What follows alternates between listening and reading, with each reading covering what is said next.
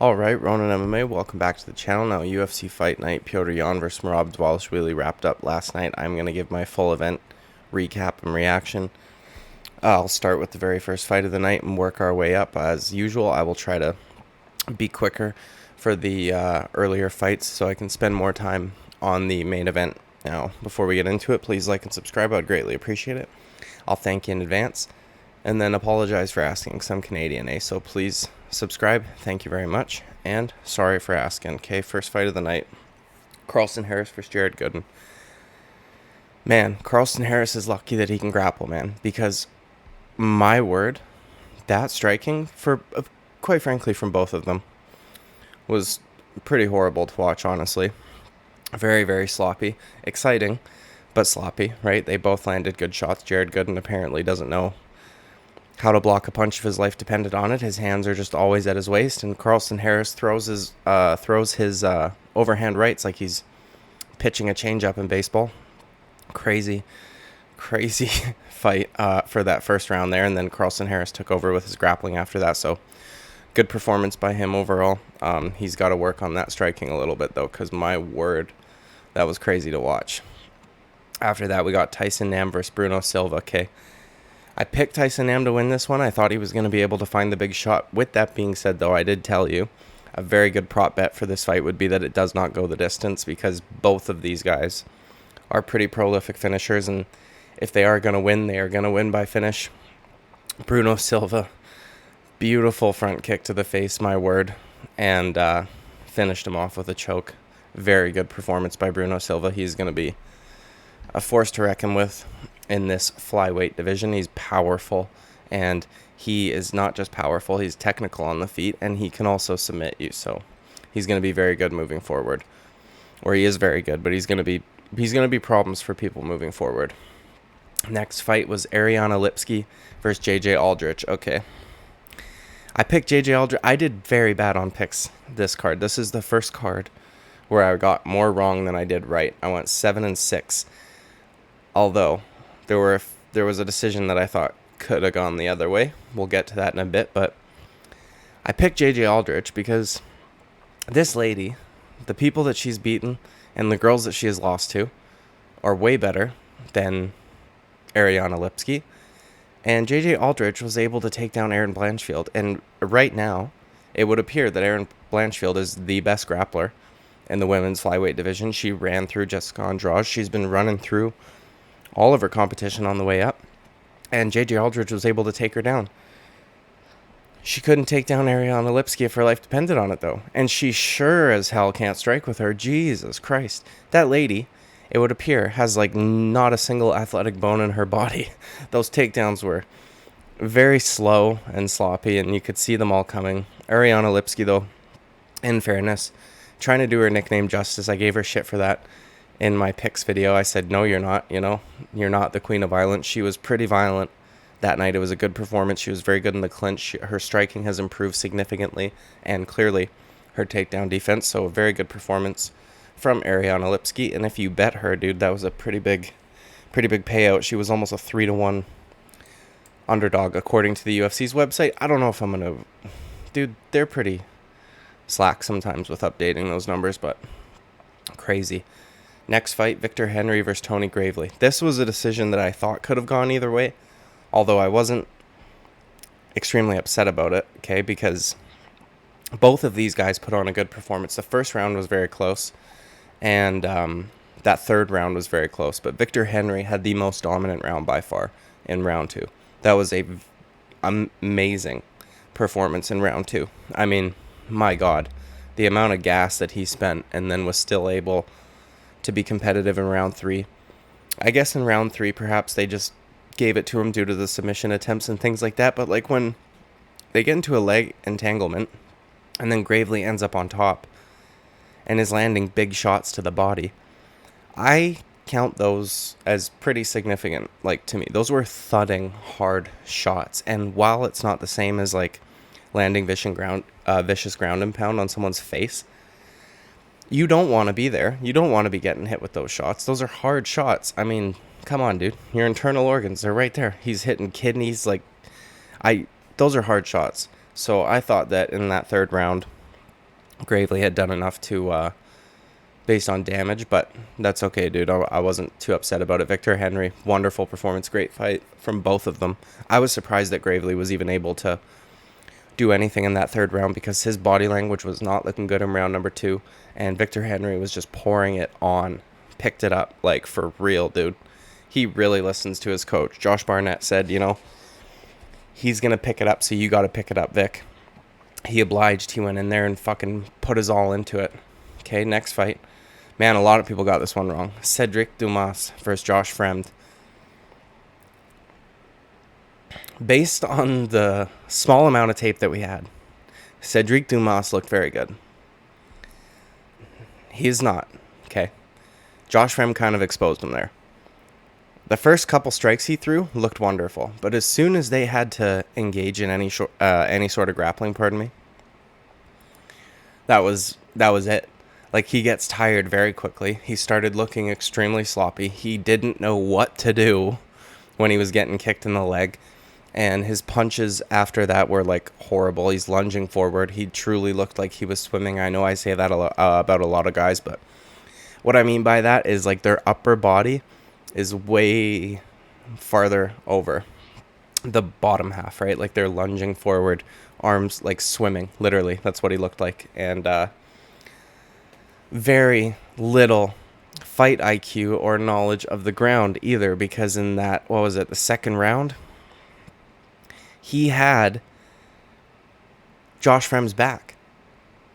And instead of establishing any sort of control whatsoever, he literally jumped at the neck and then flew over the top, and Josh Fremd went, okay, and then put him in a guillotine choke. He could have threw some hooks in and then started working for a choke, but I guess when you're that young in your career and you've just been finishing everybody, you think you can just immediately go for the finish. But ideally, dude, position over submission, and then you can start working, because you don't want to lose a position like that. He had a great opportunity there and literally just jumped right over top of it. So unfortunate, he got exposed a little bit. He's not as good as I thought he was. He's not as good as a lot of people thought he was, to be fair. And yeah, also, dude, he is the tail of the tape said that they're only 2 inches apart in height. I am not seeing that. To me, Cedric Dumas looks like a welterweight. And I know that Josh Fremd, is a big man. He's 6'4", okay? Big, like, filled out dude. Cedric Dumas was allegedly 6'2", and when they were in there together, Josh Fremd looked like he fucking towered him. And not just in height, in weight as well. I honestly feel like Cedric... I even wrote this in my notes, and then when the fight was starting, I went, geez, that guy looks kind of fucking small. Because he's not got, like, huge legs or nothing. You know what I mean? I feel like he could easily cut the weight. I didn't see what he looked like at weigh-ins. Maybe I should go back and look, but he doesn't look like a middleweight. And I think that this will happen with a lot of middleweights. I don't know how far he's going to be able to go in the UFC's middleweight division. He's simply not big enough. Okay, this fight was crazy, dude. Rafael Assunção versus Davy Grant. Now, I understand the controversy behind the finish. However, I do not think Assunção did not have, like, a position that Keith Peterson could have given back to him.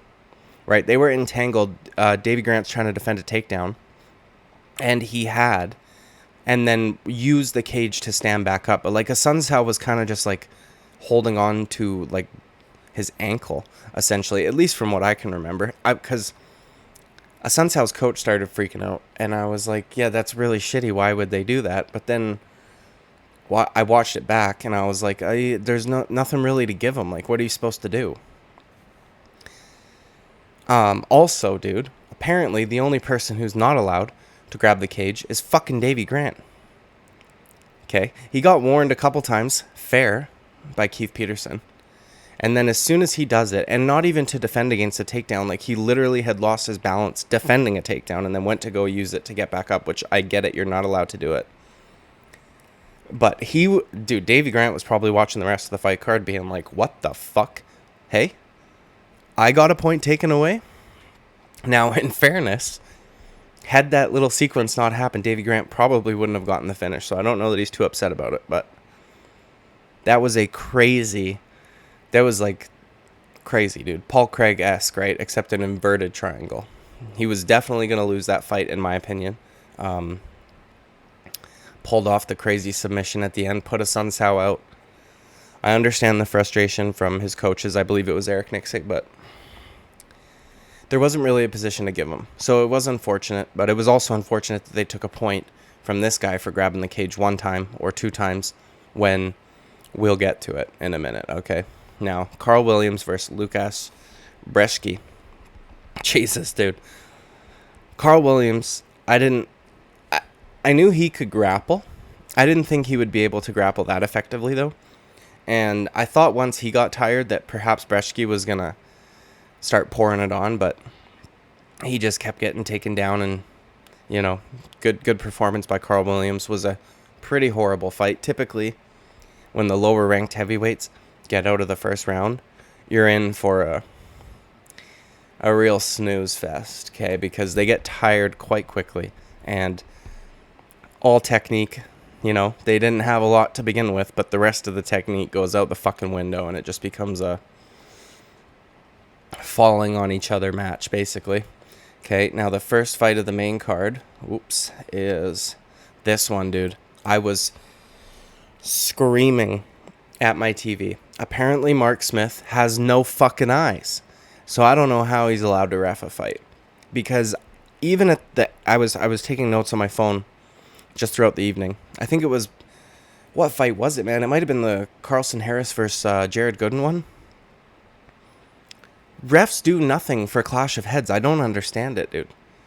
Like, there will be a blatant, hard clash of heads. Not that one person did it or the other, but a hard clash of heads. And the refs just, don't fucking do it. And if they do see it, they just look at the judges and they go, who? And it's like, okay, well, you got a guy who just he got the worst of that, right? One of them had to have gotten the worst of it. Not doing anything. And then when Keith Peterson took the point from Davy Grant, I went, okay, that was kind of quick, but at least they're starting to crack down on fouls. There is no consistency whatsoever. They need to have, an objective, if this, then this. If there, one warning, how about that? You know what I mean? You get one, okay? Mark Smith should not be telling Anton Turgalj the entire fight, don't grab the fence. You shouldn't be doing that. You're not supposed to be reminding him not to foul. But once you do that one time and he still does it, take a fucking point then, okay? Because Davy Grant got a point taken away after a warning. And then he got a point taken away. Turkalj got, 10, 12 warnings? I don't even know. I lost count. But I was yelling at my TV. That is so frustrating to watch. He's blatantly cheating. I can't even think of a fight in recent memory where I've seen as many blatant fouls as that. And Mark Smith just, don't grab the cage, Anton. Anton, don't grab the cage. Anton, don't grab the cage, Anton. Bro, do something about it. Do something about it. Take a fucking point. If this was Pride, and I get that they were fighting with ropes, so fence grabs didn't necessarily exist, that wasn't something that they had to think about, he may have been DQ'd. And dude, if we're using the same standard as Davy Grant, that would have been 3-4 points taken. And by the third or fourth one, dude, you've now lost the fight on points. Fucking get rid of them. How can you let that slide and not do anything about it? At least if you take a point, right, he may stop. But if you're just going to keep telling him, hey, don't grab the fence, oh, really? That's all that the ref's going to do about it? I'm just going to keep doing this, eh? And then you know what? If you've already taken a point and he continues to do it, then he clearly doesn't care. He's a blatant cheater, and then you can fucking do what you want with him. That was a crazy fight. A lot of bad decision making on both parts. It was quite sloppy. It was fun to watch, and entertaining. But Jesus, that I was just raging. I couldn't even focus. I was getting so mad. about the cage grabs. And Mark Smith is usually, in my opinion, a pretty decent referee. Dude, lately, he has been very quick to pull people off the fences as well. Like, there was a fight where they had initiated in a takedown. They had both stood up. The second they had stood up and were in a clinch, he said, let's work. And then he separated them. So I was thinking to myself, I'd like him to fucking ref Usman versus Leon Edwards. And then I saw him allow that many cage grabs and glove grabs and shit like that. And I went, no, never mind. I don't want him to, because Kamaru Usman does that nonstop. And he just wouldn't get called out for it. It is, make an objective standard. One warning. After that, it's a foul. And if there is a foul that is bad enough, right, like a brutal eye poke or a fucking brutal cup shot, take a point right away. Because technically, guys, they get their first warning in the back. The ref shouldn't have to be reminding them. These are professionals. You know the fucking rules. Don't grab the fence. You know what I mean? Fuck off. So, anyways, Mario Bautista versus Guido Canetti. Amazing performance by Mario Bautista. Wow, dude. He's good. He's very good. Guido Canetti looked like he was going to be a bit dangerous for him. But I guess the odds makers were right. He closed as a minus 950 at bantamweight. That is nuts. Nuts. He definitely deserves top 15. I don't want to see him fight Cody Garbrandt, man, because I don't want to see Cody Garbrandt get beat up anymore. But great performance by Mario Bautista. He's very good. And it's going to be quite interesting seeing him against ranked opponents. I'm looking forward to that. Okay, now we're at the fight where I thought the decision could have gone the other way. Said Nurmagomedov versus Jonathan Martinez. The only reason I'm not too upset is because finally a Dagestani got a decision, right, that didn't go their way when it could have gone the other way. But Said Nurmagomedov is not one of the ones I would want to see that happen to, because he's not boring.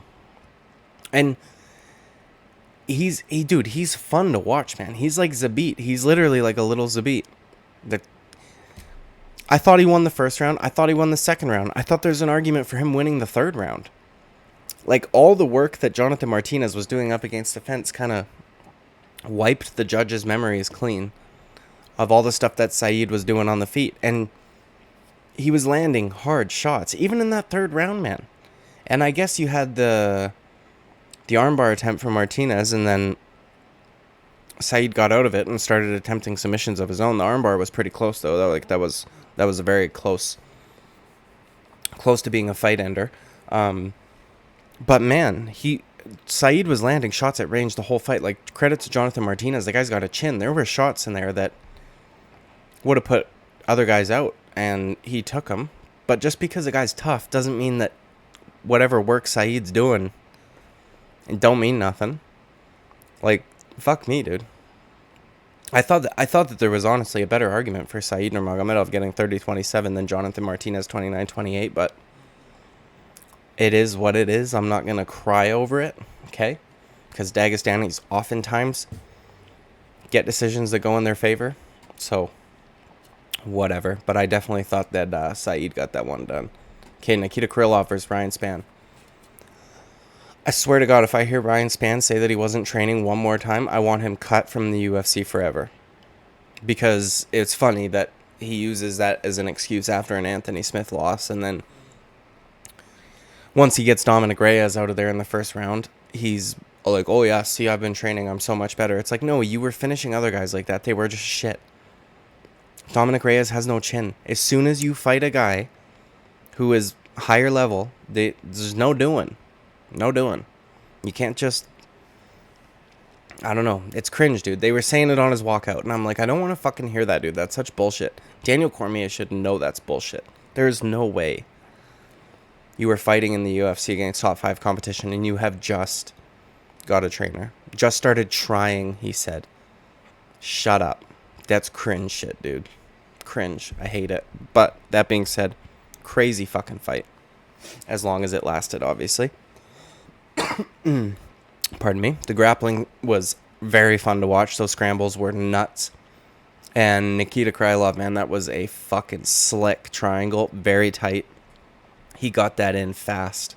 And there was no wiggle room whatsoever. That was like,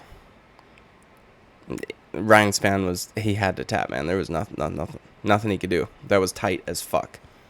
And it was, yeah, that was a crazy fight, man. Nikita Krylov fights like a berserker. He just goes right at the guy. I thought he was going to be a little more technical against a guy like Ryan Spann, but nope. Doesn't want to do that. That's okay. It's fun to watch, man. I did pick Krylov to win, though, and it was a good submission by him, man. He's good. He is very good. He can get a little sloppy from time to time. I think he relies on his chin. He has a very good chin, so he knows he can kind of throw himself in there, and he'll probably be okay. Eventually, that's not going to work for him, though. I would really like to see him get back to what he used to be doing. Like, when he had kicked Walt Harris, it was beautiful. He used to fight very technically. It's like he eats mushrooms before he steps in the cage now, and he just goes full fucking berserker mode. Okay, now, I called this fight almost to a T without the cage grab. Now, Alexander Volkov versus Alexander Romanov. Alexander Romanov, if he can get a takedown on you, then it's a problem. But if you're able to survive or get back up or defend the takedown, he's shit. He's morbidly obese. And I know that there's a lot of heavyweights that are technically morbidly obese. This guy's fucking the morbidiest. Okay? Because my nose is fucked, I'm sorry. They were even talking about it. He fluctuates like fucking 20, 30 pounds. Which is nuts for a heavyweight. And it's not good weight. It is all blubber. Like, it's... yeah. He's the morbidly obese man in the fucking heavyweight division, maybe. He's even got boobs. But, see, Volkov gave him a leg, right? He threw the kick, he grabbed the leg, but instead of just, like, blasting a single or a double leg, he runs it all the way back to the fence. Like I said, he doesn't just initiate a takedown. Like, he looked like he was going to go for a takedown, and I went, oh, fuck, is he going to go for a takedown that I said he wouldn't go for?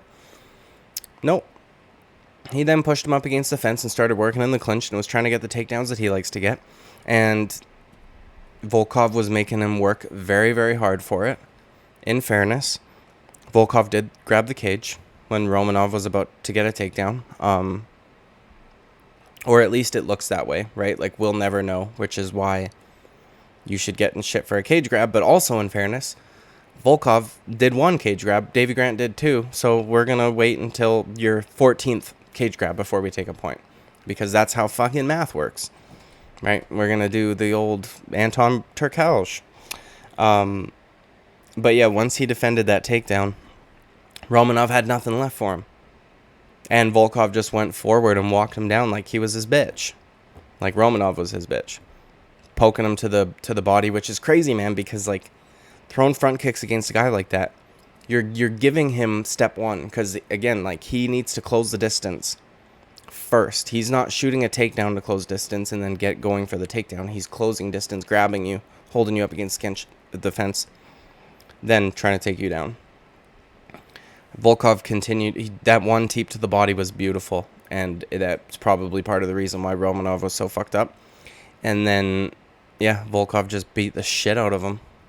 Very good performance by Volkov. He's clearly been working on his takedown defense, and Romanov needs to work on his fucking cardio, because what was that, like 2 minutes 16 seconds into the first round? That's not good, dude. You can't be gassed that fast, you fat fuck. Come on. Okay, main event time. Jesus. I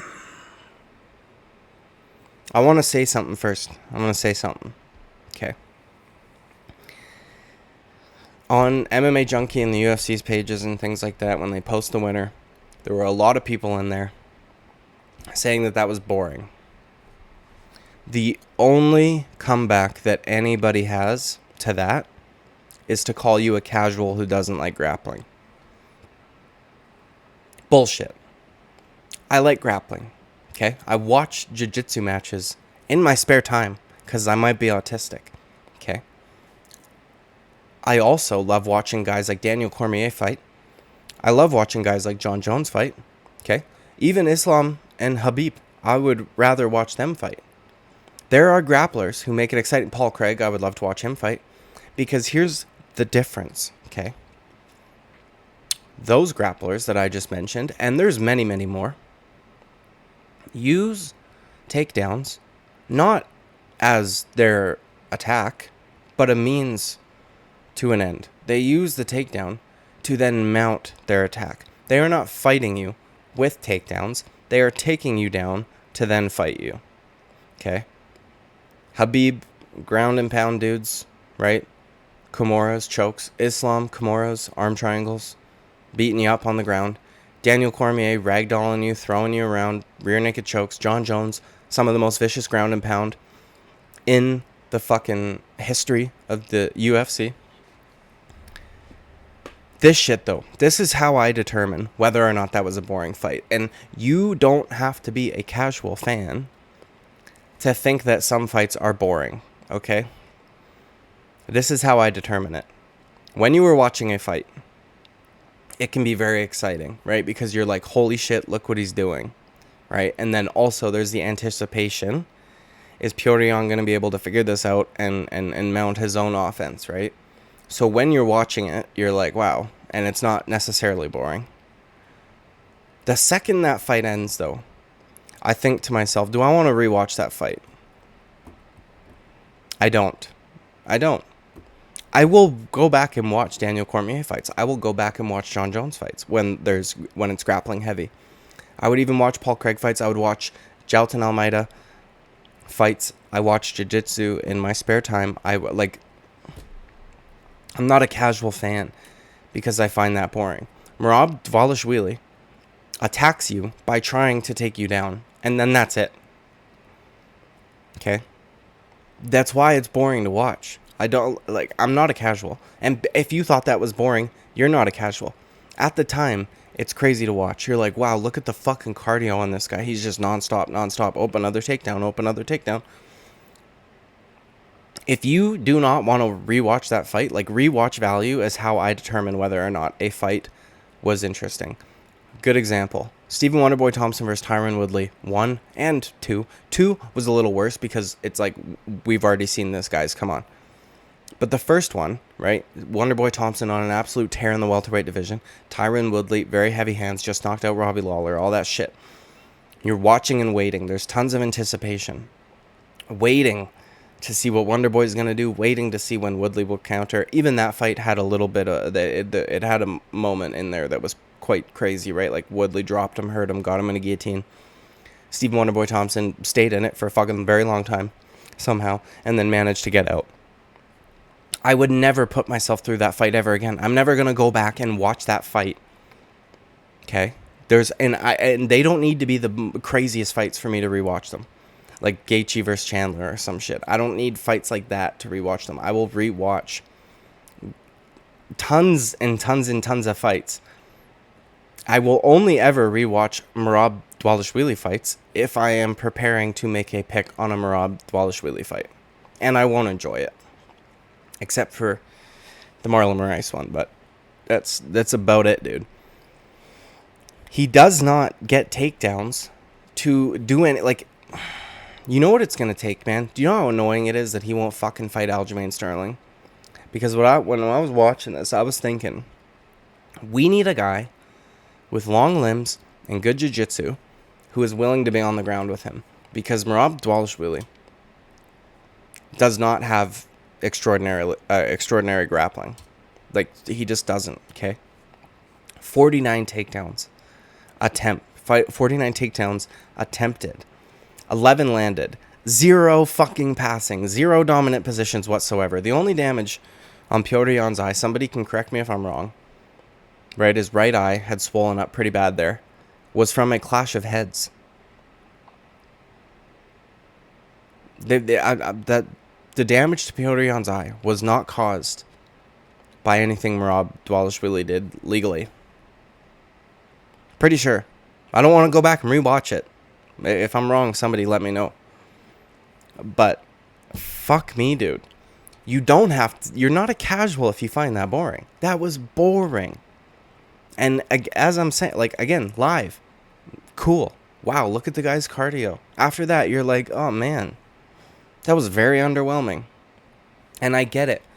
It's impressive. Okay, it's a good performance. He did that to Petr Yan. Very good performance. This is the most dominant victory over Petr Yan by far. Why the fuck won't you fight Aljo, dude? That is so annoying. We need a guy with good jiu-jitsu to fight Merab Dvalishvili because he is not good on the ground. Petr Yan, even those 11 takedowns that he did get, Petr Yan was back up like almost immediately every single time. I truly think that the reason Merab won't fight Aljo is because they know that Aljo can control his back. That's what I could see Aljamain. I could see Aljamain Sterling submitting him. Sorry, something going on with my throat there. I could also see Merab being a tough matchup for Aljamain, though. Like, that's actually, pardon me, an intriguing fight. But they won't do it. Come on, man. Why? That is so cringe. You're just going to beat all the contenders for your friend and not... Great performance by Merab Dvalishvili. And we are now in a world where Petr Yan has lost 4 of his last 5 on paper. Did anybody ever think that that would be the case? It's very unfortunate, man. And I'll tell you what. I was very frustrated watching this. That being said, though, I was also frustrated with Petr Yan at moments because in that 5th round, when you have just lost 4 rounds, okay? You got to do something, my guy. I don't get it. I was saying, me and my wife were watching it. I'm like, I want him throwing head kicks. Like, guys don't throw enough head kicks. Petr Yan is capable of throwing head kicks, especially against a fucking 5'5" gremlin. Throw the head kicks, dude. You're gonna lose. Don't be trying to technically chop at his legs now, okay? You're gonna lose. There's 2 minutes left. Do something crazy. And I get it, dude. He's tired. And, you know, it's hard because on average, if we average it out, Merab attempted 2 takedowns per minute. But that's just his, like, jab. He literally uses that as his, like, attack, which is not an attack. It is so fucking annoying to watch, dude. And I'm not a casual for saying that. I love watching grappling. He's not even fucking grappling. It's like wrestling for a second, and then he fails the takedown, and then, and then 2 seconds later, another failed takedown. Like, there's no crazy grappling to watch, dude. Khamzat Chimaev is a fun grappler to watch. Gilbert Burns is like, dude, again, there are so many fucking guys. So many guys. And this guy just tries to take you down over and over and over and over and over and over and over and over and over again and does fucking nothing with it. Doesn't establish a dominant position a single time in that fight. And at the end of the fight, he is cut up in a couple places. Like, fuck, dude. God damn it. God damn it. Impressive performance by Merab Dvalishvili. Petr Yan is going to have to... I don't know, man. What, like... Somebody put in the comments who they want to see Petr Yan fight next, or if he should retire or go elsewhere, because if he were to go to another organization, like, perhaps he could be champion there, but he has had a pretty unfortunate series of events take place in his career, and so I don't necessarily blame him for all of, like, fuck, man, it's so shitty, dude. He's so much more fun to watch fight. Like, I love watching Petr Yan fight. I do not love watching Merab Dvalishvili fight. And yeah, I'm a little salty. But fuck, dude. Come on. Come on, man. Do something with it. 49 takedown attempts. Isn't that funny, too? You break a record for the most attempted takedowns, but he was nowhere near breaking the record for most takedowns in a fight. Fucking crazy. And he didn't just break that record, he shattered it, right? Cain Velasquez, what did they say? He had 34 or something like that. Dvalishvili gets like 15 more. attempts and only can get 11 of them. And they were immediate, like, Petr Yan's back up immediately. I still can't believe Yan. With all that being said, Dvalishvili is very good at mixing up his attack. Like, he feints a lot, and he doesn't shoot the exact same way at the exact same time every single time. He's good at mixing it up, which is maybe why Petr Yan wasn't able to get his timing down and land like a counter knee or an uppercut on his way in or something like that. But I think he just overwhelmed him. And also, dude, credit to Yan. That guy's got hell of a fucking gas tank as well, because there were a lot of guys that would have just melted to that kind of pressure. So, good performance by Merab. He's still boring. I don't give a fuck. Call me casual all you want. Okay. I'm just so excited for UFC 286. I can't wait. There's going to be so much good content. This was a hard week to try and pull videos for, but next week will be fantastic. So, with that being said, please like and subscribe. I would greatly appreciate it. I will thank you in advance and apologize for asking some Canadian, eh? And then see you at the next video. Bye-bye.